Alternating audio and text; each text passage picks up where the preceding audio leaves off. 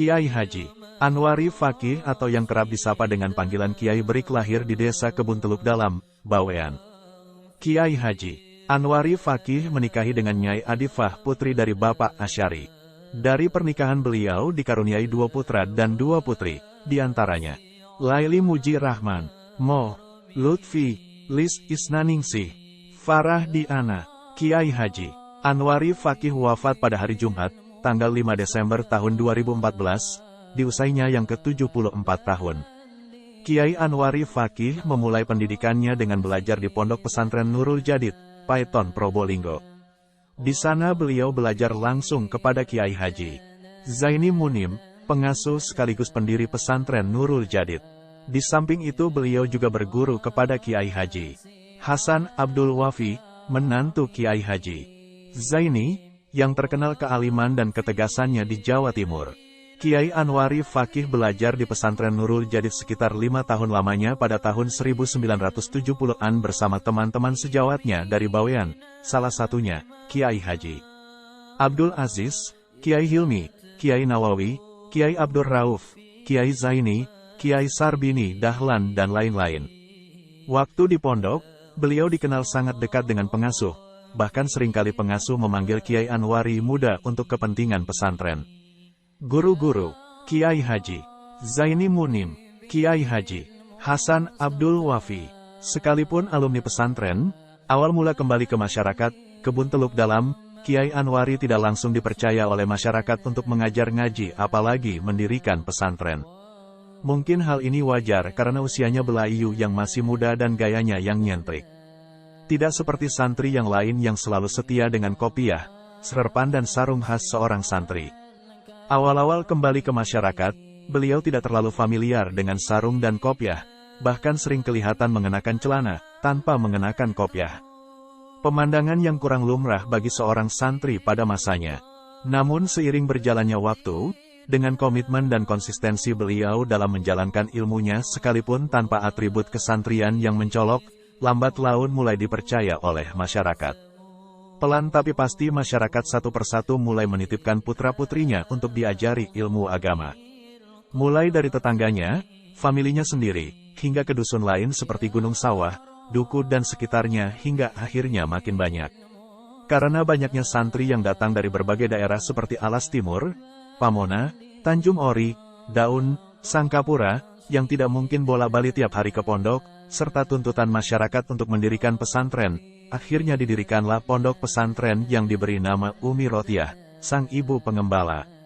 Di pesantren yang posisinya ada di Petong itu, beliau mengajar langsung kepada para santrinya tentang Al-Quran dan ilmu-ilmu agama. Setelah santrinya makin banyak, beliau dibantu oleh santri senior dalam mengajar santri. Model pembelajarannya pun mengalami perkembangan, yang sebelumnya dilakukan secara floor. Akhirnya di model klasikal dan berjenjang, ada yang tingkatan pemula dan ada pula yang tingkat senior. Materi yang diajarkannya pun berbeda-beda. Mulai dari ilmu alat seperti Nahwu Jurmiyah, Imriti, Mutamiyah dan Alfiyah, ilmu fikih seperti kitab Safinah dan Fathul Qorib sampai kitab Nasaihul Ibad dan tafsir Jalalain. Bahkan pada tahun-tahun 1997 sampai tahun 2000 santri sempat diajari bahasa Inggris yang gurunya didatangkan dari luar pesantren. Berkat keistiqamahan beliau dalam membina santri, tidak sedikit alumninya yang sudah mengabdi di masyarakat, ada yang menjadi guru, kiai, dosen dan menjadi aparat pemerintah. Alumninya pun tersebar di berbagai daerah di Bawean bahkan hingga ke luar negeri seperti Malaysia dan Singapura. Di sela-sela kesibukannya membina santri, Kiai Haji Anwari tidak puas dengan model pendidikan tradisional yang digelutinya, yakni lenggar, pesantren. Oleh karenanya, beliau juga merintis berdirinya lembaga formal yaitu MTS dan Ma Kebun Teluk Dalam yang nantinya diberi nama Himayatul Islam. Di lembaga formal itulah beliau optimalkan kemampuan manajerial dan kepemimpinannya dalam mengurus pendidikan. Hari-harinya banyak dihabiskan di pesantren dan lembaga. Seakan tidak punya waktu luang untuk bersantai-santai dan berleha-leha. Belakangan, setelah usianya makin sepuh, dan uzur hingga tidak bisa mengurus santri dengan maksimal, akhirnya peran beliau sebagai pengasuh pesantren banyak dialihkan kepada Kiai Fauzi Rauf, menantunya sekaligus ketua PCNU Bawean. Awal mula merintis lembaga formal yaitu Madrasah Sanawiyah, MTS, dan Madrasah Aliyah, MA, tidak sedikit Kiai Anwari mendapat tantangan dari masyarakat. Di sana-sini banyak yang mengkritik dengan nada sumbang, tapi ada juga yang mendukungnya. Mengkritik barangkali karena tidak tahu maksud dan tujuannya beliau mendirikan lembaga formal, atau karena persoalan non-teknis lainnya. Sebaliknya mereka yang mendukung mungkin karena ada harapan baik dan positif khususnya untuk kemajuan pendidikan Kebun Teluk Dalam ke depannya. Polemik tersebut barangkali bisa dipahami, sebab tren pendidikan pesantren kala itu adalah model salaf dan tradisional. Jarang sekali ada pesantren yang sekaligus di dalamnya terdapat pendidikan formal. Pendidikan formal yang ada di masyarakat waktu itu kebanyakan hanya pendidikan tingkat dasar yakni SDMI. Di samping itu tenaga yang cukup mumpuni untuk mengisi pada lembaga formal yang digagas Kiai Haji Anwari pun sangat terbatas. Dengan segala pertimbangan serta dukungan tokoh masyarakat Teluk Dalam, akhirnya didirikanlah Madrasah Sanawiyah, MTS, yang diberi nama Himayatul Islam pada tahun 1986-1987-an. Pada tahun pertama dibuka, lembaga tersebut, MTS, mendapatkan siswa yang cukup banyak, suatu prestasi yang cukup menarik, sekalipun tidak sedikit siswa yang akhirnya berhenti di pertengahan jalan. Satu persatu mereka berhenti tidak sampai tuntas karena banyak hal. Pemandangan yang cukup menyedihkan dalam lembaga pendidikan. Padahal, Kiai Haji Anwari selaku pimpinan saat itu tidak begitu memperketat siswa. Bagi siswa yang masih punya kesibukan seperti mencari rumput, membantu orang tua di rumah, beliau tetap memperkenankan agar mengerjakan tugas kesehariannya, tapi sebisa mungkin tetap masuk sekolah. Yang penting mereka punya keinginan sekolah bagi Kiai Haji Anwari sudah bagus, kala itu. Sekalipun demikian hanya beberapa siswa saja yang mampu bertahan hingga lulus. Namun demikian periode pertama telah berhasil meluluskan sekitar 30 siswa. Lalu, tahun berikutnya, setelah angkatan pertama lulus, dibukalah pendaftaran siswa Madrasah Aliyah, MA, yang berafiliasi ke MA Umar Masud. Konon pada tahun pertama dibuka MA hanya mendapatkan satu siswa yaitu Fato Rozi. Sekalipun satu siswa, Rozi demikian orang menyebutnya berhasil menuntaskan sampai lulus Aliyah. Ketabahan dan kerja keras Kiai Haji Anwari dalam membina madrasah yang dirintisnya, akhirnya membuahkan hasil yang cukup menggembirakan.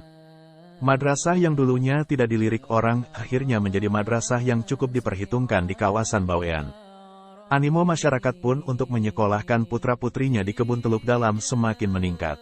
Adanya lembaga formal jenjang menengah menjadi daya tarik sendiri bagi masyarakat. Belakangan sejumlah desa dan pesantren mendirikan lembaga formal yang sama seperti yang telah digagas oleh Kiai Haji Anwari beberapa tahun silam. Walhasil, lembaga tersebut telah banyak melahirkan alumni dan sarjana yang pengabdiannya telah nyata di masyarakat. Sebagaimana kiai lainnya, beliau memiliki kepedulian yang tinggi terhadap pendidikan. Dalam menekuni pendidikan yang dibidanginya, Kiai Haji Anwari termasuk sosok yang sangat peduli dan fokus mulai sejak berdirinya pesantren maupun lembaga formal hingga akhir hayatnya. Setiap saat beliau selalu menyempatkan diri untuk mengontrol kondisi pesantren dan lembaga. Seakan tidak ada waktu kosong buat bersantai ria. Dalam mendidik santri-santrinya, beliau tidak hanya mencukupkan dengan menyampaikan konsep dan pengetahuan yang sifatnya teoritis belaka, tapi beliau mengajak santrinya terjun langsung ke lapangan. Kiai Haji Anwari selalu mendampingi dan mengajak santri-santrinya untuk kerja bakti, turun ke lapangan, membangun pesantren bersama santri-santrinya. Tidak hanya memerintah tapi ikut terlibat langsung bekerja bersama santri. Bahkan urusan kebutuhan air santri misalnya, beliau selalu terjun langsung ke lapangan. Beliau selalu mengontrol kondisi air santri. Jika ada kendala air, beliau mengajak santri untuk mengontrol langsung sumbernya. Beliau adalah sosok pekerja keras, tidak suka berpangku tangan apalagi bermalas-malasan. Mulai dari pekerjaan yang sifatnya fisik seperti membenahi kamar santri dan musala yang rusak sampai pekerjaan kepesantrenan dan kelembagaan yang sifatnya menguras otak dan pikiran beliau tangani langsung dengan penuh kesabaran dan ketelatenan. Kesungguhan dalam membina pesantren dan lembaga beliau tunjukkan dengan kerja nyata. Malam harinya beliau mendampingi santri mengaji, siangnya aktif di lembaga. Beliau kontrol guru dan kondisi pembelajaran di sekolah. Tidak bosan-bosannya beliau menanyakan kondisi lembaga sebagai bentuk tanggung jawab beliau sebagai pimpinan dan pemangku pesantren. Di samping itu, beliau juga terkenal sebagai sosok yang cerdas dan visioner. Gagasan-gagasan dan kebijakan Kiai Haji Anwari kadang susah ditangkap, bahkan ungkapannya pun kadang dianggap aneh. Cara pandang dan visi beliau yang terlampau jauh ke depan barangkali yang membuat orang di sekelilingnya seringkali salah paham dan susah menangkap, kadang cenderung menolak. Bahkan santri sendiri seringkali merasa lucu dan aneh terhadap ungkapan dan keputusan beliau. Hanya segelintir santri dan koleganya yang cerdas saja yang dapat memahaminya dengan baik. Sebuah contoh, konon, beliau pernah bilang kepada santri, "Makla nenggu TV malolo, TV pagik BDE kocekna bekna kanak, ko nonton TV terus. Suatu saat nanti TV itu ada di saku kalian anak-anak." Sebagai tanggapan terhadap santri yang selalu nonton TV sehabis pengajian, yang sedikit bernada ngeluh agar santri tidak terlalu banyak nonton TV, wong pada akhirnya TV itu bukan lagi barang aneh dan baru. Sontak, mendengar ungkapan kiai tersebut, santri pun merasa lucu dan senyum kecut. Dalam benaknya masak TV ada di saku. Aneh-aneh saja kiai. Ternyata, hari ini, ungkapan kiai puluhan tahun lalu menjadi nyata. TV sudah ada di gadget kita masing-masing. Ungkapan yang cukup aneh dan susah diterima akal pada masa itu, dan hari ini kita baru tahu jawabannya. Lebih lanjut, saat memberi pengajian pada santri sekitar tahun 1990-an, Kiai Anwari pernah mengatakan, suatu saat nanti, guru, imam masjid, musala, khatib, semuanya akan ada sertifikatnya. Maksudnya, nanti, entah kapan persisnya, akan ada sertifikasi guru, imam dan khatib bahkan semuanya yang berkenaan dengan kepentingan publik. Ungkapan tersebut sebagai motivasi kepada santri agar mempersiapkan diri sebelum diberlakukannya sertifikat sekaligus agar santri tidak terkejut jika nantinya ada tuntutan sertifikasi. Hari ini, ungkapan beliau 20 tahun silam tentang sertifikasi guru, pengajar sudah menjadi kenyataan yang tak terbantahkan. Bahkan belakangan, wacana sertifikasi imam dan khatib juga makin menguat.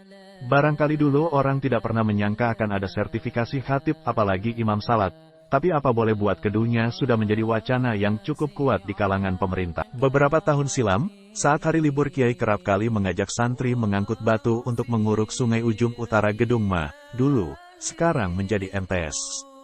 Yang namanya santri ya mau saja tanpa menanyakan maksud Kiai.